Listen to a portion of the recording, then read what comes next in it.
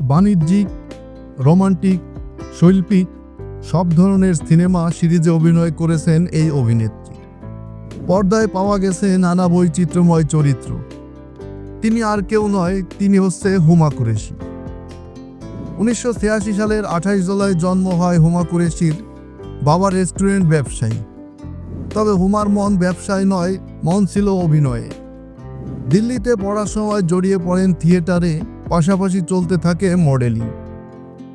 2012 সালে করেন অনুরাগ কশ্যপের gangs of ওয়েপুর। এই সিনেমায় তাকে সমালোচকদের প্রিয় পাত্রীতে পরিণত করে। গত এক যুগে 1.5 ইশকিয়া, বদলাপুর, জলিয়েল-এলবি 2, মনিকা, ও মাই ডার্লিং ইত্যাদি আলোচিত সিনেমা করেন। হুমাকে দেখা গেছে তরলা দালালের বায়োপিক, XXL সহ নানা ব্যতিক্রমী সিনেমায়। এছাড়াও করেছেন লাইলা, মহারানীর মতো আলোচিত সিরিজ।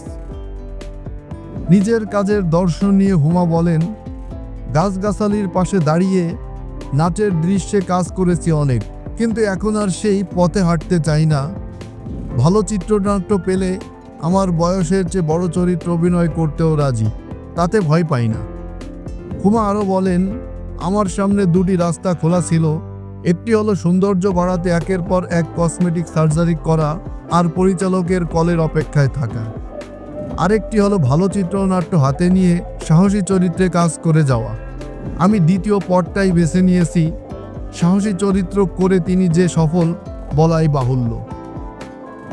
পকেটে মাত্র 1000 টাকা নিয়ে দিল্লি থেকে মুম্বাই এসেছিলেন হুমা কুরেশি। নিজের কাজ দিয়ে এখন তিনি অনেক টাকার মালিক। নিজের যোগ্যতায় অবস্থান গড়েছেন হুমা।